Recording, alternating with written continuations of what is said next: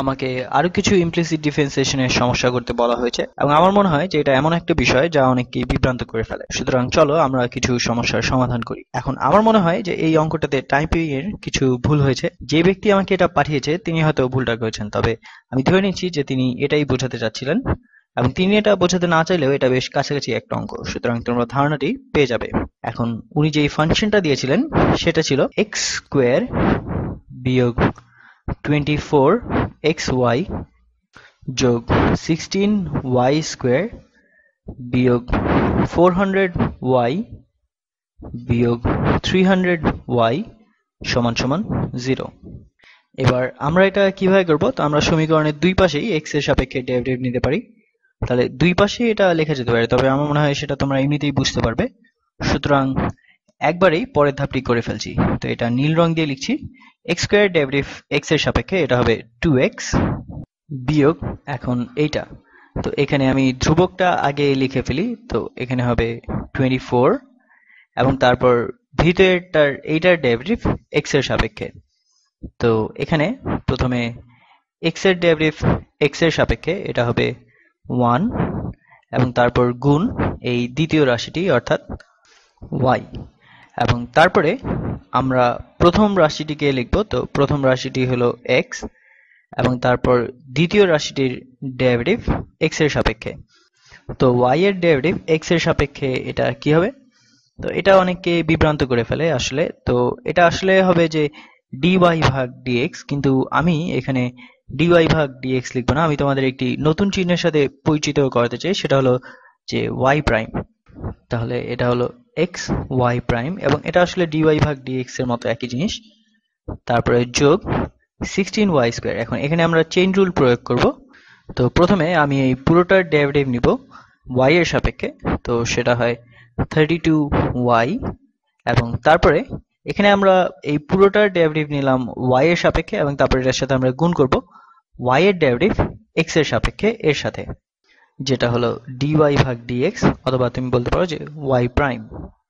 এবং তারপর এইটার ডেরিভেটিভ হবে -400 এবং তারপর এইটার ডেরিভেটিভ এটা আমরা প্রথমে লিখি যে -300 এবং তারপরে এখানে আমরা আসলে যেটা করলাম যে আমরা এখানেও চেইন রুল ব্যবহার করেছি, অর্থাৎ আমরা এই 300y এটাকে ডেরিভেটিভ বের করেছি y এর সাপেক্ষে এবং তারপর এটার সাথে আমরা গুণ করব y এর ডেরিভেটিভ x এর সাপেক্ষে। এবং অনেকে এটা এভাবে বলে যে যখনই y এর সাথে কিছু থাকবে তখন ওই পুরোটার ডেরিভেটিভ নেবে y এর সাপেক্ষে এবং তারপর সেটাকে গুণ করবে y এর ডেরিভেটিভ x এর সাপেক্ষে এর সাথে। তো এটা ঠিক আছে, কিন্তু আমি চাই যে এটা তোমরা যাতে বুঝতে পারো যে আমরা এখানে চেইন রুল ব্যবহার করছি। আমরা প্রথমে এই পুরোটার ডেরিভেটিভ নিলাম y এর সাপেক্ষে এবং তারপর সেটার সাথে আমরা গুণ করছি y এর ডেরিভেটিভ x এর সাপেক্ষে। তো এটা হলো y প্রাইম এবং এই পুরোটা সমান 0। এখন এটাকে একটু সরল করা যাক। তো এটা হবে 2x বিয়োগ 24y বিয়োগ 24x y প্রাইম যোগ 32y y প্রাইম বিয়োগ 400 বিয়োগ 300y প্রাইম সমান সমান 0। এখন আমরা y প্রাইম সহ যেসব রাশি আছে সেগুলিকে আমরা আলাদা করি। তো আমাদের এখানে একটি y প্রাইমের রাশি আছে এবং এখানে একটি y প্রাইম আছে এবং এখানে আরেকটি y প্রাইম আছে। তাহলে এটাকে আমরা এভাবে লিখতে পারি যে আচ্ছা আমরা প্রথমে এই ধনাত্মকটা আগে লিখি। তো এবং y প্রাইমটা আমরা প্রথমে লিখতে পারি। তো y প্রাইম গুণ 32y বিয়োগ 24x বিয়োগ 300। তো এগুলি হলো y প্রাইম সহ যেসব রাশি ছিল সেগুলি এবং তারপর আমরা বাকি রাশিগুলি লিখে ফেলি। তো এটা হবে যোগ 2x বিয়োগ 24y বিয়োগ 400। এখন আমি শুধু আসলে এই পদগুলিকে একটু সাজিয়ে লিখেছি এবং y প্রাইমকে বের করেছি। এখন এই সবগুলোকে অর্থাৎ এই y প্রাইম না থাকা যেসব পদগুলি আছে সেগুলিকে আমরা সমীকরণের অন্য পাশে নিয়ে আসি এবং তারপর আমরা এটাকে এটা দিয়ে ভাগ করব, তাহলে আমরা আমাদের উত্তর পেয়ে যাব। তো এটাকে আমরা লিখতে পারি যে এখন y প্রাইম, এবং এটাকে তুমি dy ভাগ dx ও ধরতে পারো, এইটা গুণ, আর সাধারণত আমি dy ভাগ dx লিখতেই পছন্দ করি, কারণ তাতে বোঝা যায় যে আমরা x এর সাপেক্ষে ডেরিভেটিভ নিচ্ছি। কিন্তু এখানে y প্রাইম, এটা y এর ডেরিভেটিভ যে কোনো কিছুর সাপেক্ষেই হতে পারে। এখন এটা গুণ 32y বিয়োগ 24x বিয়োগ 300, এবং বাকিগুলিকে আমি এইদিকে নিয়ে আসি এবং আমি এটা সাজিয়ে লিখি যাতে আমাদের পজিটিভ একটি টার্ম প্রথমে থাকে। তো এটা হবে 24y বিয়োগ 2x যোগ 400, এবং তারপর তুমি দুই দিকেই এটা দিয়ে ভাগ করলে তুমি তোমাদের উত্তর পেয়ে যাবে। তা আমি এখানে রংটা একটু পাল্টে ফেলছি, কারণ এটাই আমাদের উত্তর হবে। তো y প্রাইম, বা তুমি এটা বলতে পারো যে y এর ডেরিভেটিভ x এর সাপেক্ষে, এটা সমান হবে 24y বিয়োগ 2x যোগ 400 ভাগ 32y বিয়োগ 24x বিয়োগ 300। এখন এই লব আর হর এই দুটোকে 2 দিয়ে ভাগ করা যায়, তো আমরা এটা এভাবেও লিখতে পারি যে 12y বিয়োগ x যোগ 200 ভাগ 16y বিয়োগ 12x বিয়োগ 150। এখন আমি যদি কোনো অসতর্ক ভুল করে না থাকি তাহলে এটাই আমাদের উত্তর, এবং যে কোনো মুহূর্তে এই y এর ডেরিভেটিভ x এর সাপেক্ষে এটা পাওয়া যাবে।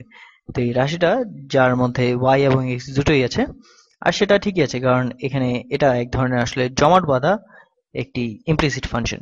তবে যে কোনো বিন্দুতে এর ঢাল আমরা বের করতে পারি, কারণ আমরা এর ডেরিভেটিভ জানি। এবার চলো এর পরের অঙ্কটা করি। এটা হচ্ছে এটা দেখতে আরো সহজ মনে হচ্ছে, তো এটা হবে x বিয়োগ y স্কোয়ার, এবং এটা সমান সমান 8 গুণ y বিয়োগ 6।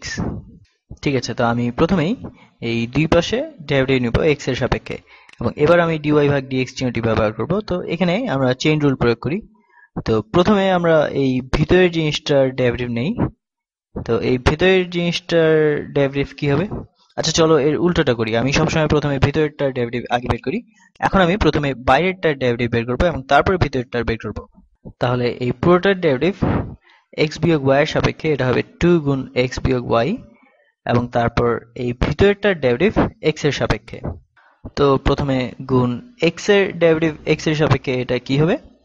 এটা তো 1, এবং বিয়োগ এখন y এর ডেরিভেটিভ x এর সাপেক্ষে কি হবে?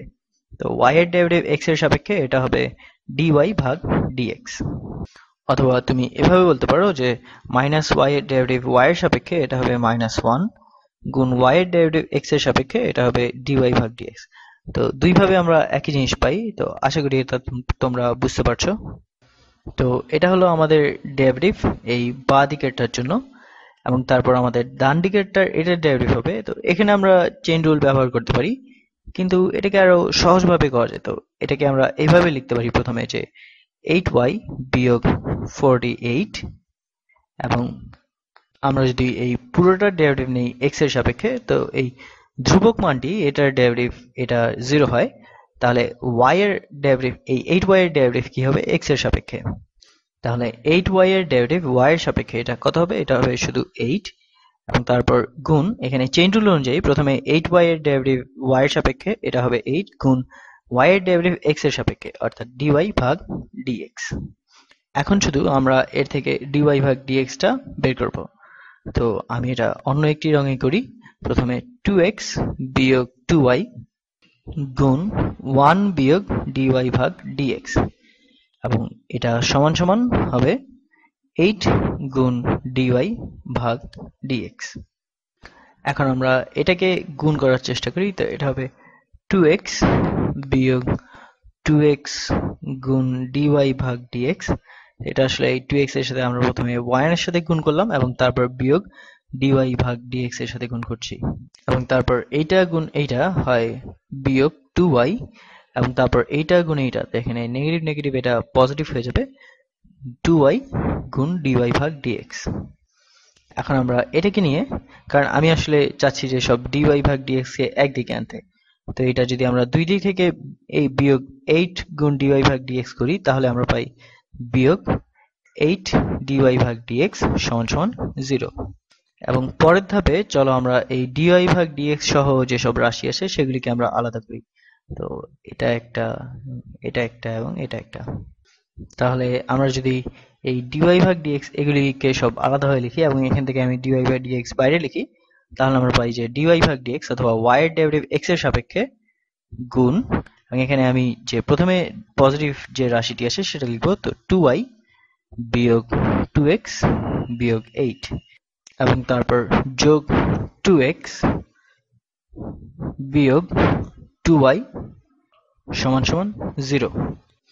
এখন আমরা প্রায় শেষের দিকে চলে এসেছি। তো dy ভাগ dx গুণ 2y বিয়োগ 2x বিয়োগ 8 সমান সমান 2y বিয়োগ 2x। আমি শুধু এই দুটিকে ডান দিকে আনলাম এবং তারপর এটাকে আমি এটা দিয়ে ভাগ করব এবং তাহলে আমাদের শেষ। তো dy ভাগ dx এটা সমান হবে 2y বিয়োগ 2x ভাগ 2y বিয়োগ 2x বিয়োগ 8। এবং এইবারও আমরা লব এবং হর দুটোকেই 2 দিয়ে ভাগ করতে পারি, তাহলে আমরা পাই যে y বিয়োগ x ভাগ y বিয়োগ x বিয়োগ 8 এবং আমাদের শেষ।